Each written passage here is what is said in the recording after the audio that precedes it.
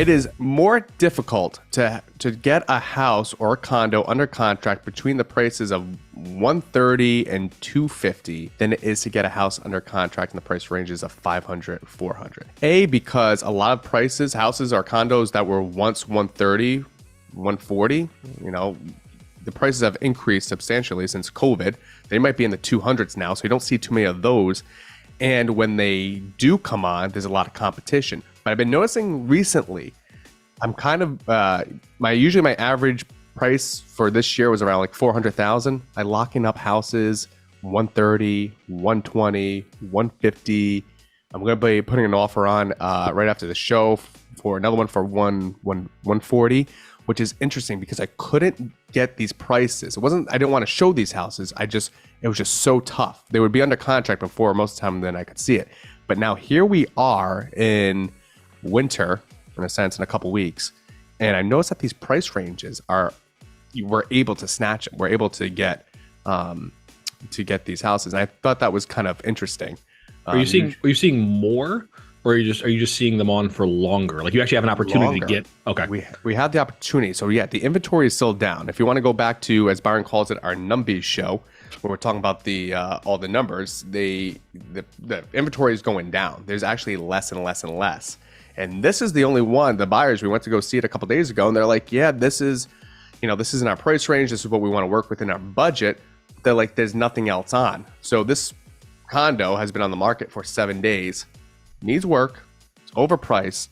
But that's okay because you'd rather be overpriced and have the opportunity. But when this is the only condo within like let's call it a 5 mile or any property and 5 mile radius that's worth 150, or they're putting it on for 140 and it's not moving, that's a little strange because a lot of times when you see sellers and they list these these prices high, sometimes these sellers just want to play ball. They want you to throw an offer and they'll come down. They just want to feel good that they're up there at the top. So going back to you, Pat, the inventory is low, so I don't know if people are taking the break. The interest rates, I'll pull them up in 1 second, what they last were. It's not, the interest rates aren't really, haven't been moving. I think they've been in the middle sixes now I got 6.32.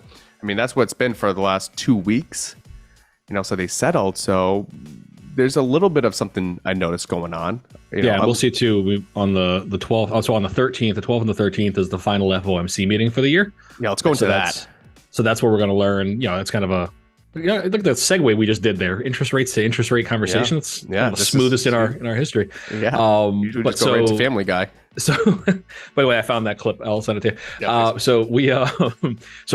are, so that announcement will be on the 13th, right? So far, lots of indicators that we're only getting a 0.5 point hike instead of a 3/4 point hike this time around, right? So, when that first was announced as, kind of a loose indicator that from Jerome Powell that this was the way they were leaning, the market popped almost 730 points that day. If it actually comes to pass, right, that would be obviously very, very positive. We had, a couple of days ago, we had the wholesale price announcements, which ended up actually being higher. So wholesale prices went up. So, what manufacturers and producers got for their goods went up a little more than expected, while consumer spending actually went down a little, right? So it was kind of strange. So we had, like food went up 3.3%, but energy went down 3.3%. So cool. You're saving money on your electric bill and on your gas, but your carrots cost more, right? So it's kind of a weird, kind of a weird wash. But so I think going into the end of the year, with the noise that has been around reducing the interest rate hikes, or at least the speed of them, that could be positive for interest rates. That should theoretically help bring the 10-year Treasury back down a little bit, which obviously is what correlates directly to interest rates and in B phase world over there. So if you start to see that slow down a little bit coming into year end, that would be, I think, just another to compound your, hey, listen, we can get cheaper money. No one else is out because there's 4 inches of snow outside, and we're out here doing that. That could theoretically should only be able to help the real estate market, especially in the wintertime in Connecticut.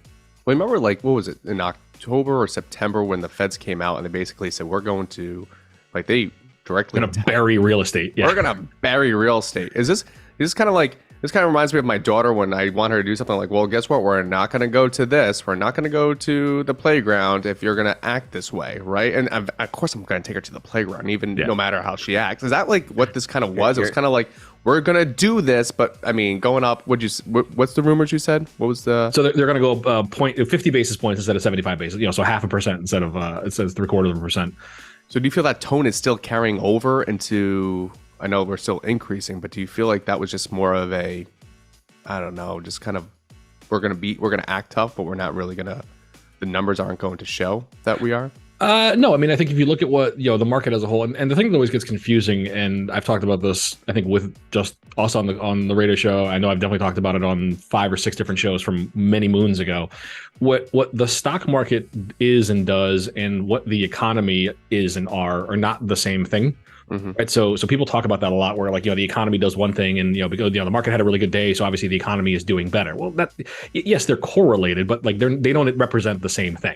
Right. The S&P 500 is not the economy. So the economic indicators that we're seeing, which are really the things that drive the Federal Reserve, right, whether it's interest rate hikes, bond buying, those kind of monetary policy, those are based on the economy, not what on the stock market is doing. Right. So unfortunately, even though there's all kinds of fun stories and rumors about insider this and insider that, what the stock market does not drive what Jerome Powell and the rest of the presidents of the Fed do. It's what the economy is doing, right? So when you look at the labor market, when you look at inflation as a whole, when you look at what interest rates are doing, that's the things that they have to use.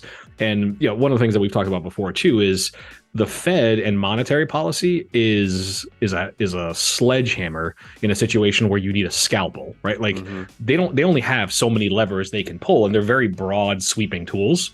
And asking to try to razor thin in and try to slide into this very niche soft landing that we're hoping for from what is a technical recession and what will likely continue to be a technical recession for at least 2 or 3 more quarters is really hard to do, when the only thing you can do is either raise interest rates, lower interest rates, buy more bonds, or buy less bonds, or throw in some rhetoric to scare people. Exactly, or have an announcement and then not follow through on said announcement. Right. Like, so it's interesting. It's very and you could talk. This could be a 14-hour segment on how the economy and the market are not directly correlated to each other, but one reacts to the other and vice versa. And it's tough. I mean, it always has been, right? So, we've always talked about how my crystal ball is, kind of jaded. It's not as clear as everybody else's was, because if it was, then, to be totally honest with you, I'd be sitting on a beach in Tahiti instead of recording a radio show, right? Like, you don't mean that. They have internet in Tahiti. We can get you Starlink. But so. Hopefully he's deploying those in other areas where they're needed more. Yeah. But yeah, I mean, I think, there's definitely some optimism around this coming meeting here on the 13th. And hopefully, for people like Bifei and the rest of our friends in the lending world, that, some relief is coming. I still think we're probably 2 years from seeing a refi boost again, because why would you refinance your, 3.2 into a 5.5? Right. Yeah. And I mean, we'll see what happens, and we'll keep everyone up to date. Because like we said, we don't have a crystal ball either.